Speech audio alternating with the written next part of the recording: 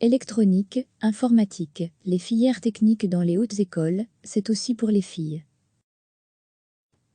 Dans les hautes écoles, qui dispensent des formations en électronique ou en informatique, la présence des filles est plutôt rare. Exemple à la Haute École en Hainaut à Mons, où au cours d'électricité générale, en première bac ingénieur, on compte à peine 2 étudiantes. Dans la section informatique, il n'y en a pas beaucoup plus. Cette semaine, plusieurs universités et les hautes écoles ouvrent leurs portes aux rhétoriciens et rhétoriciennes, l'occasion pour elles, dès lors de mettre l'accent sur ces filières qui peinent à séduire la gent féminine. Pourtant, les débouchés et les emplois en fin de cursus académique sont nombreux. Obtenir un diplôme dans des filières électroniques ou informatiques, c'est la garantie quasi assurée d'un emploi. Moi, je me sens à ma place, et je me sens à l'aise. Sarah Ferderbe est étudiante de 2e bac à la Haute École en Hainaut. Pour elle, son truc c'est la programmation. J'aime beaucoup découvrir de nouveaux langages, explique cette étudiante.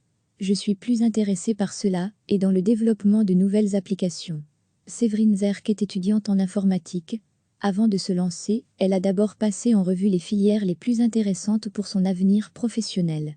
Et l'informatique est celle qui m'offrait le plus d'opportunités de trouver un travail par la suite, avance celle-ci. C'est enrichissant, c'est un métier d'avenir, qui nous permet d'évoluer tout le temps.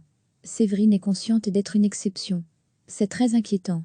Et pourtant, il y a de l'avenir. De plus, nous sommes très bien accueillis par les professeurs et les autres étudiants. Moi, je me sens à ma place, et je me sens à l'aise. Je n'ai aucun problème à ce qu'il n'y ait que des hommes, entre guillemets, qui sont là. À la Haute École en Hainaut, les filles représentent moins de 10% des étudiants.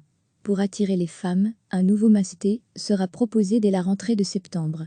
C'est un nouveau masté qui va allier une partie des sciences du vivant et aussi la technologie, détaille Dominique Desquet, directeur du département des sciences et technologies.